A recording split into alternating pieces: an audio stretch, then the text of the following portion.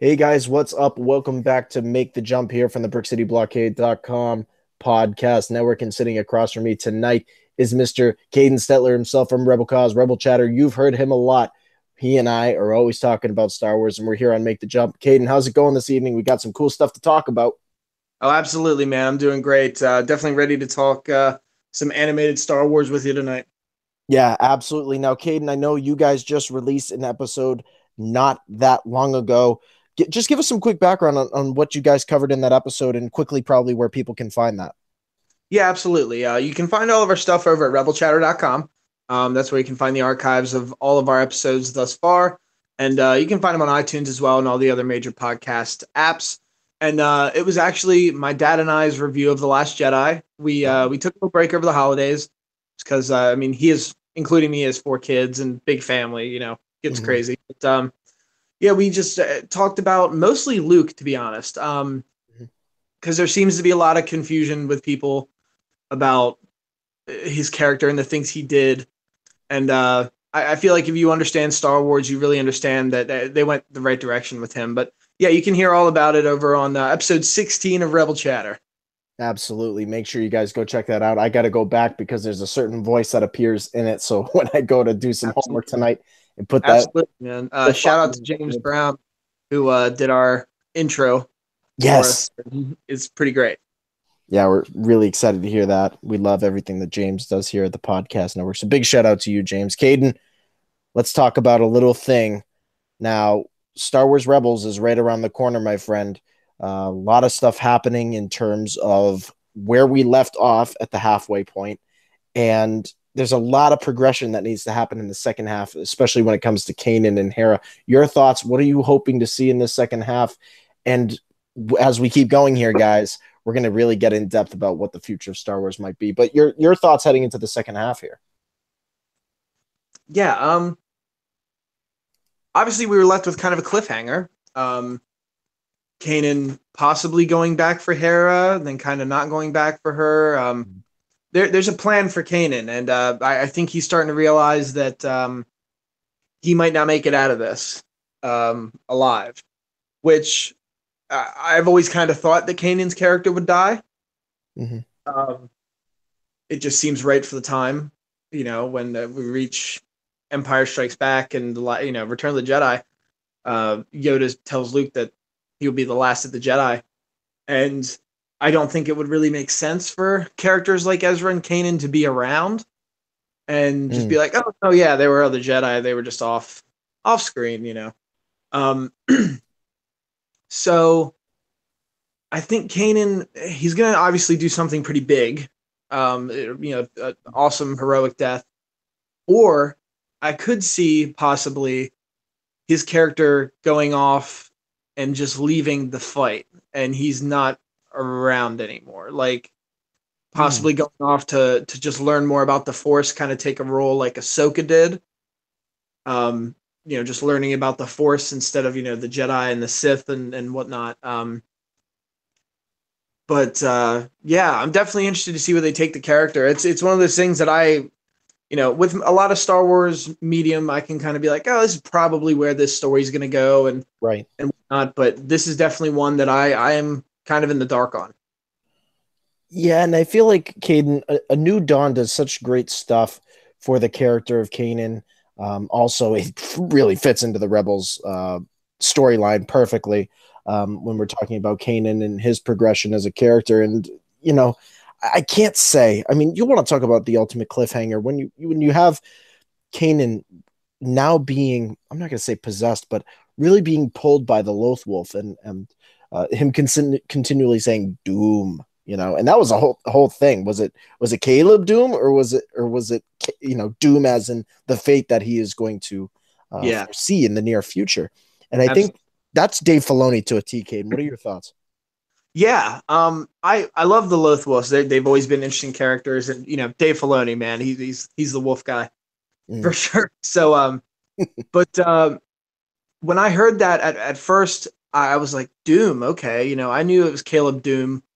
That's Kanan's real name, and but at first I thought it was Doom as in Doom, like danger, and I had put the subtitles on the episode and it said Doom as in his last name. And I was like, oh, wow, that's really interesting. And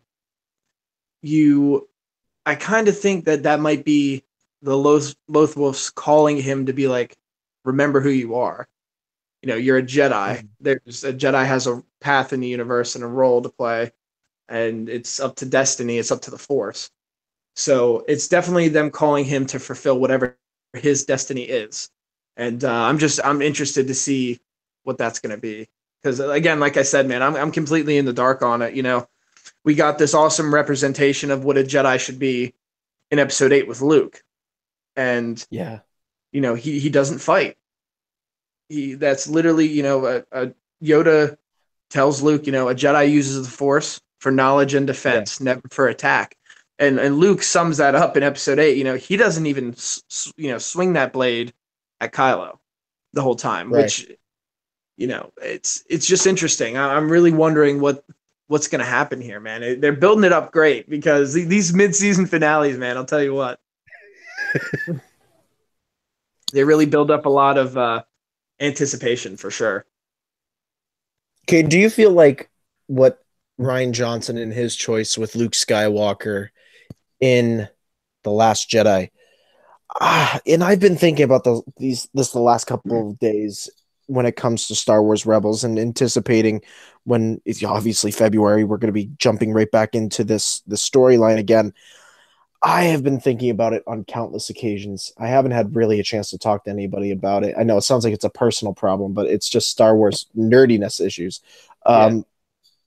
I have a funny feeling that the way that Luke Skywalker is projected in Episode 8, I would not be surprised if they don't carry that into the fate of Kanan Jarrus, that his connection to the Force doesn't lead him down a very similar path to Luke, even though he's much younger. And he has obviously, I'm not going to say he hasn't gone through as much, but he's just experienced the Force in a different way throughout his journey. And I feel like, I don't know, Cade, what are your thoughts on that specifically? Because I could just keep going about it. Well, it could almost be the type of thing that Kanan would sacrifice himself, very similar to how, you know, Luke did with the projection, but it's actually him in person. You know, he saves the rebellion, and maybe Luke, I mean, obviously Luke would have probably heard about that. You know, I doubt Luke could have joined the rebellion and they weren't like, "Yay, we're not going to tell him about that other Jedi dude that was just here 20 minutes ago." And I'm sure he heard stories about that. Whatever, if it happens that way, you know, that he would sacrifice himself, and that might have to do with why Luke did project himself through the Force like he did. Yeah, Kanan's got to go out in a really cool way. For sure. There has to be, you know, some they have to close the door on the character and make it feel satisfying, you know. Ahsoka, they didn't do that, but because they left that mystery there. And that's why, you know, Ahsoka's most likely coming back at some point, maybe not in this show. Yeah, maybe she'll show up in Episode 9. We don't know. But I think Kanan is a character that they will have to close the door on him and, you know, give him a good end so that we know that, you know, his story's over. But yeah, exactly how they're going to do that, I'm not sure. They obviously waited for a reason to do this after Episode 8, and that could have a lot to do with it. You know, they didn't want to show that projection power before they showed Luke doing it. So. That's a really good theory, and that's something that obviously, as we move closer, Caden, towards Star Wars Rebels and the conclusion of the final season, that we may see play out at some point. It's just something that I've seen in the Star Wars fan community, and some questions that I've had. It's just, you never know. You never know. And this is the thing with Dave Filoni, is you just never know what direction he could take it. I could be hypothesizing, and you and I can be discussing this, that Kanan's going to do it this way.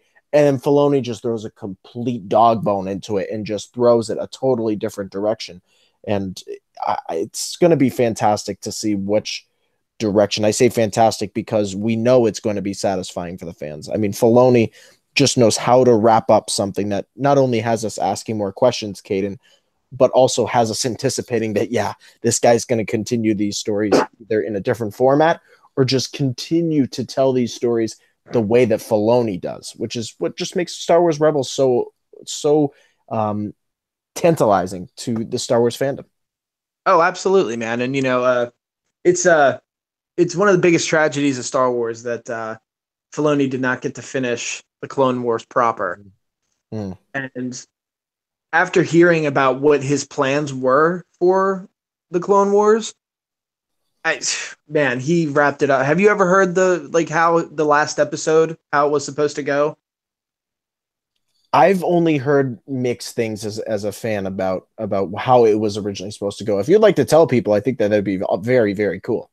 Yeah, so I mean, I guess spoilers if you haven't watched Clone Wars, but what I don't know, dude. You got to throw out the spoilers thing for everything recently. You do. So what I had heard was the Siege of Mandalore thing happens, which sounded amazing. Ahsoka and Rex lead, this assault on Mandalore. Oh yes, and that was really cool. Faking they kind of touched on it in the Ahsoka book. Yeah. And then what I had heard was literally the last shot of the Clone Wars was supposed to be a few years later, and you see Ahsoka meditating, and she's reaching out and trying to find Anakin because there was no really official word of if Anakin died. Like, she didn't feel him die, but she just didn't feel him anymore. Kind of like she explains in Rebels. And apparently she's sitting there and she's reaching out, and then you see one shot of Vader on like a Star Destroyer or something like that, and he raises his head, like acknowledges that connection was made, and then it cuts to black, and you just hear his breathing. Is what I heard happened. What his original plan was, which sounds amazing. Yes. And that would have been the conclusion to the Clone Wars, and they kind of did it in Rebels. Now, something very similar, but just hearing that is a fantastic end to that story. Oh, it's cinematic. Oh, absolutely. And I'm just really excited to see Filoni finally get to wrap up his story correctly, because this is obviously his baby, just as Clone Wars was, and not as long of a story, but yeah, it's going to be cool to see, because Filoni really, man, he is one of the masters of Star Wars storytelling right now. He's done so much and really just brought so much depth, and he, out of anybody, he's dived the deepest into like what is the Force and all this deep stuff. So I'm excited. And I almost wonder that if I'm trying to wrap my head around this. If he doesn't, let's just say that he was going to officially put out his wrap up to the Clone Wars. Let's say that actually happened. Yeah. That is the Filoni style that we love to see with whatever he does. We saw it with season 3. He likes to leave things on cliffhangers. He likes to wrap them up and still have that Star Wars feeling of, well, this could be either a very dark ending and there's no winners in it, or the rebellion comes out the winner, or the Empire comes out the winner in this case. But he's been able to, I'm not going to say he's the emperor in this way, but in a way he is, of taking the storyline of Rebels and being able to twist it on its head, give it this new look each season, and let these characters progress through storytelling and also the connection to family. What did Leia say in episode 8? And in that behind the scenes reel that we saw, she said, this is family. And everything that Rebels has built us up to, whether it's Hera Syndulla, whether it's Ezra with Lothal, whether it's Sabine and her family has become the focus of Star Wars Rebels. And Kanan is just coming around to now. Hera is more than just family. It's somebody that he really cares for and loves. And for a Jedi to now finally step away from the traditional ways and to feel love into, other than Anakin, which obviously he took a very different path with. But for Kanan Jarrus to pursue that, it's like we said before, it's going to be fascinating to see where that goes, Caden. And I wonder, based on how Filoni wanted to end Clone Wars, I cannot wait to see if the ending of Star Wars Rebels, the final season, what kind of it doesn't necessarily have to be a cliffhanger, but just something that's so satisfying that we say, yep, I can come to peace that this is the end of Rebels now. Yeah, absolutely. um, I'm really waiting for, and this is one thing I'm wondering about. This is, they tested the waters during Rogue One with, hey, here's an animated character in a film, Mm-hmm. and I don't think that was just to put Saul Guerrera into. I mean, because Saul was an interesting character, but that could have been anybody. You know what I Right, mean? They could right. have just made that character whatever. I think that was definitely them testing the waters of, okay, let's see how impactful it is for us to take a cartoon character and put him into a feature. Mm-hmm. So I'm really wondering what that means for Episode 9 for the Han Solo film. You know, moving forward to see, because I mean, when I fantasize about what Episode 9 could be, if people like Ahsoka are just kind of gone right now, we don't know where they are.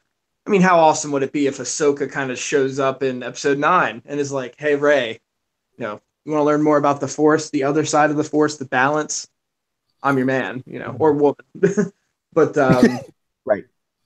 yeah, I'm wondering if we will get that solid like closure, or if it'll be like kind of end and we'll be like, okay, well, there's more that could have happened, or they're leaving us like, just wait, you'll see, Right. And then you start pushing the territory of that point of, not only with the cinematic films, Caden, but the main focus of our discussion is that, Filoni is so fantastic at what he does, and Lucasfilm has granted him and Pablo Hidalgo the powers, alongside Matt Martin and all these great people over at Lucasfilm, the people who are behind Rebels, the power to take these animated stories and bring them to the next level in canon. Caden, the main focus here is that, okay, Rebels is wrapping up. What are the plans going into the near future? Will we see another animated Star Wars story? And will we see it continue to push on this story? Or could we see it do something else? I'm curious to hear your thoughts, Caden, about what maybe Filoni or somebody else might be able to do with an animated Star Wars story. Maybe even one you'd like to see them do. Yeah. Well, everybody that knows me and knows Rebel Cause, Rebel Chatter, all that knows that I'm a big Knights of the Old Republic fanboy. Um, I won't dwell too much on that. I'd love to see something Old Republic, whatever it is. So that would be one of my first choices. Like, I wish they would do that, but honestly, I kind of think that we could get an animated series that starts to set up the universe for whatever Rian Johnson's trilogy is going to be. Mm. Because we don't know what it is. I feel, I feel like it won't be in the future because I feel like they're kind of closing, like, this is the end of the book. You know what I mean? Like with Rey and Kylo and all that. It's the end of the story. And I'm hoping they go back, even if it's not Knights of the Old Republic, if it's just set during, like 100 years or whatever before Phantom Menace or something. Because arguably, when you think of the main villains in Star Wars, who comes to mind for you? For me, Yeah. mainly Vader. You're thinking about obviously the Palpatine. You're thinking of the Emperor, and So being Sith, like the Sith. yeah, the Sith itself. I mean, just their entire rise and what was happening on Coruscant. And the Jedi being the good, the good guy, Jedi versus the Sith, and that story's already over. Where we saw that end in Episode 6. Kylo is, he is not a Sith, but he's kind of in the tradition of the Sith.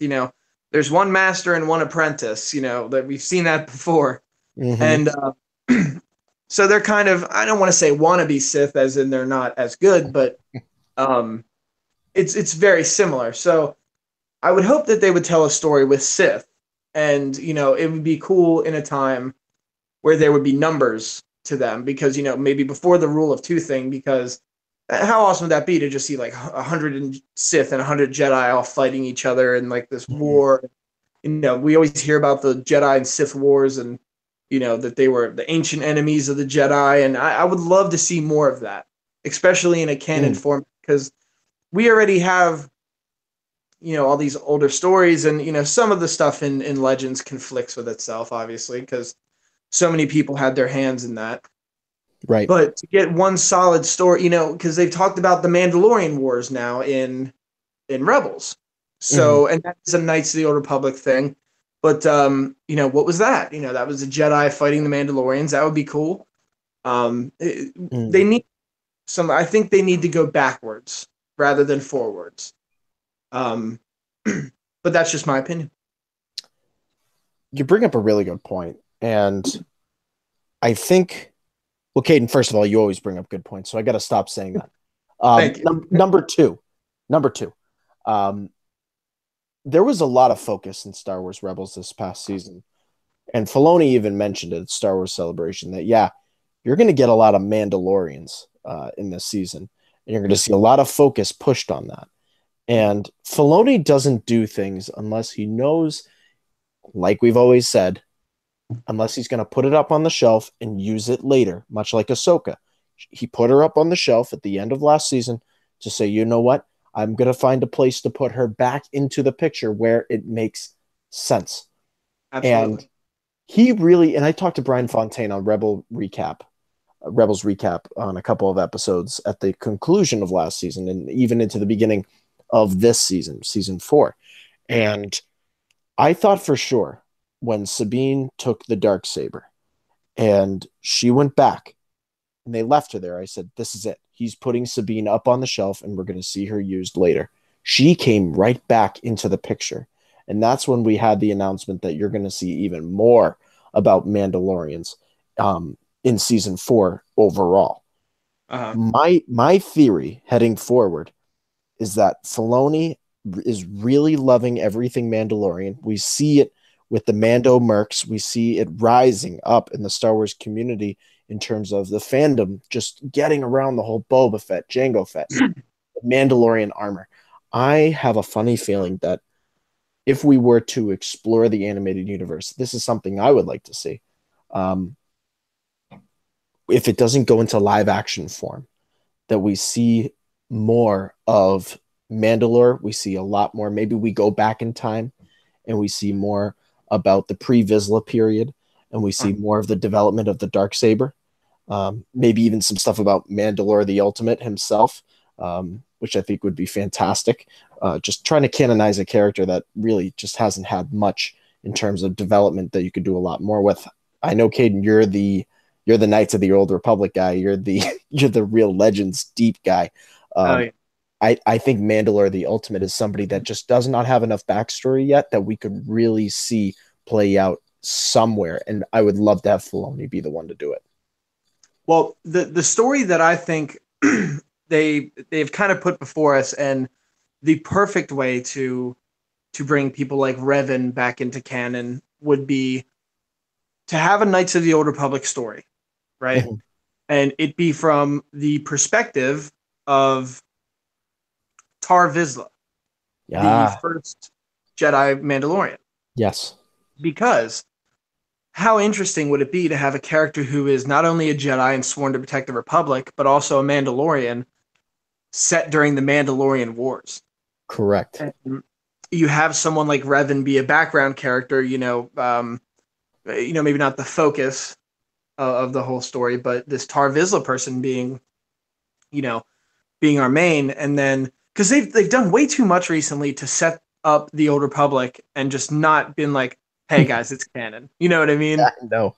Like in The Last Jedi, Luke has a pendant with a red lightsaber crystal in it that belonged to a Jedi Crusader.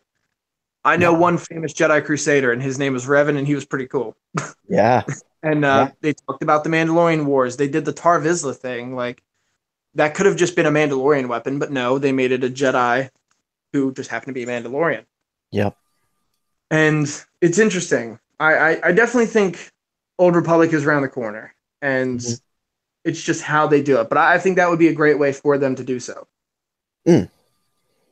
Yeah, they'd be able to incorporate things that the fandom has wanted to see, and also play to the strengths of the Star Wars and Lucasfilm story group, who have been able to not only find ways to insert Legends characters and little bits and pieces here from probably direct descendants from Knights of the Old Republic and references, but just to kind of give it some levity and to say, you know what, it does exist out there in the fandom, and we are throwing these nods to you.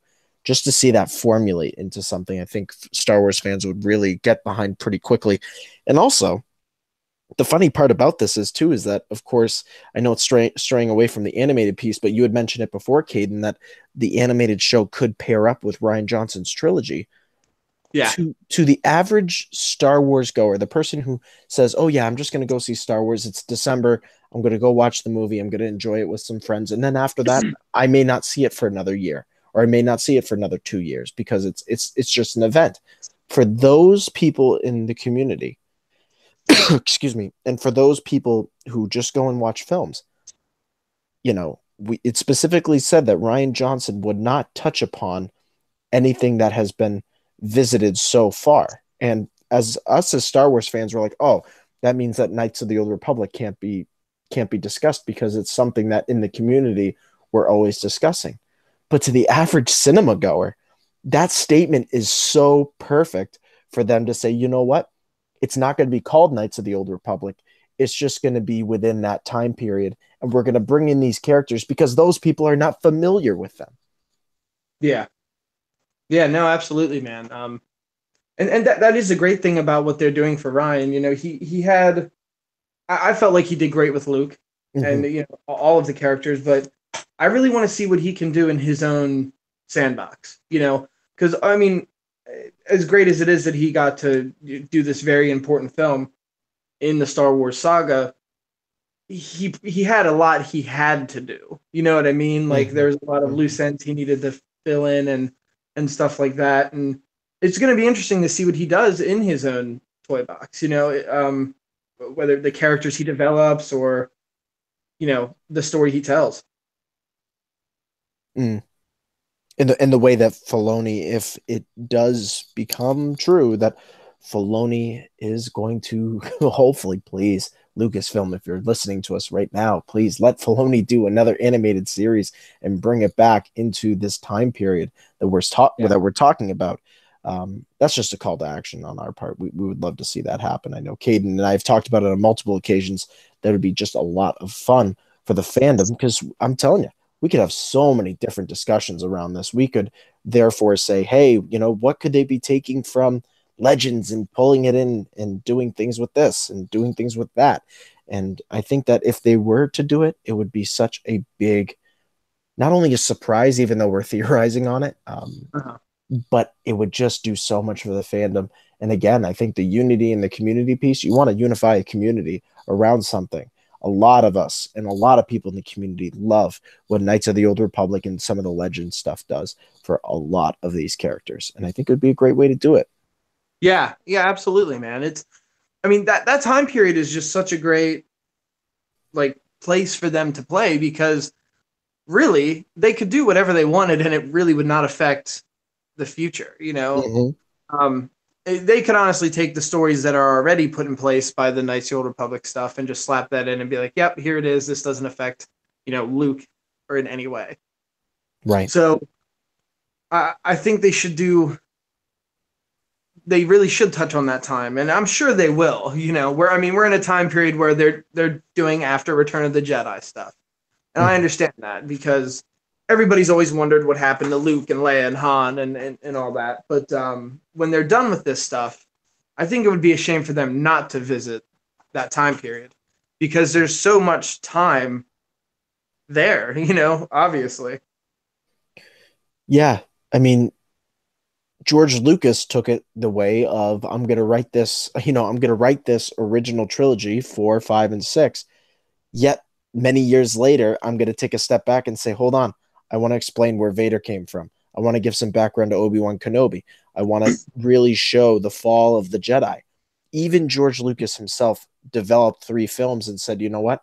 I think there needs to be 3 more that go back in time and do some explanation. I had this feeling coming out of 8, Caden. I don't know if you had this feeling too, but watching Rian Johnson and anticipating and starting to theorize on what J.J. Abrams might do, that, you know what, they're doing some great stuff here and they're kind of filling in the gaps. But like George Lucas, there has to come a point where you have to go back in time even before, and you have to say, okay, there are little cues here and there about things. This is what's connecting it to the universe. This is what happened before the fact that continues this story and makes you go back and then watch the original trilogy and then watch Rogue One and watch all these great films and say, you know what? I see what they did there. I see how they connected the timeline. Yeah, absolutely. And for that, there's so much in in even, the prequel. I mean, honestly, we caught the end of the Sith. We caught the last 2, 3, 4 Sith Lords being, Maul, all being apprentices to Sidious and Dooku, and we caught Vader. We saw the end of the plan. But why did they have that plan? Why did the Sith hate the Jedi so much, and vice versa? I would love to see, Kiadi-Mundi in episode 1 says, the Sith have been extinct for a millennia. Well, why? Why do you think that? Where's that story? You know what I mean? Yeah. And there's so much. I mean, even the Old Republic timeline itself, it's not like 100-year period. There are stories from 1,000 years before the Knights of the Old Republic stuff, and then years after, and there's hundreds of years they have to play with. And like I said, man, it would just be a waste for them not to touch on that, because that's the obvious place to go, at least in my head. Yeah.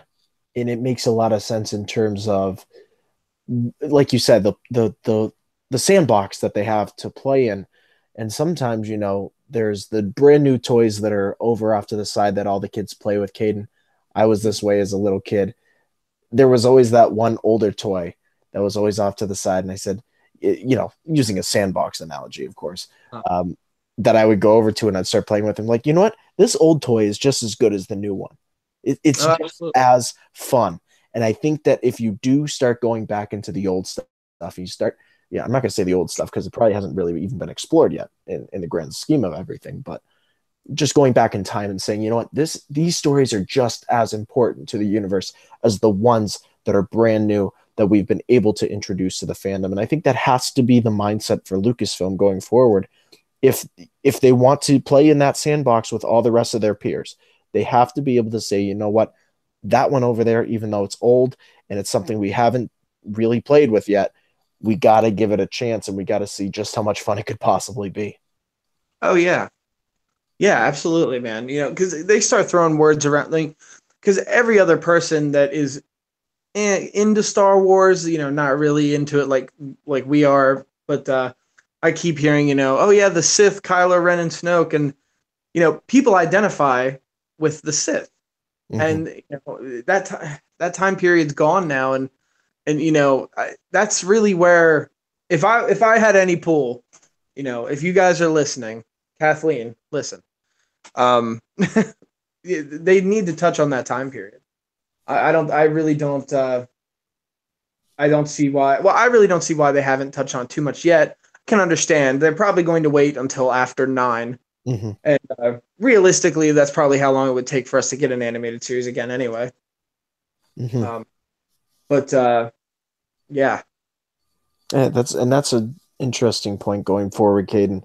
I think is something that you've talked about in your live streams on Facebook with James, of course, and with some of the great people from Rebel Chat or Rebel Cause Lancaster, is that there is so much room to play with in that Lucasfilm, obviously we know they are always looking to see what the fans are saying. They're always looking to see what the fans are interested in, what the fans want to see happen in this galaxy far, far away. And that's why here at the BrickCityBlockade.com podcast network and everything with Rebel Chat or Rebel Cause, you guys have to head on over to both of our streams here on Facebook, and everything that we're doing when we're doing live streams, because it's your thoughts, it's your opinions. When you get them out there, somebody is watching, somebody is listening.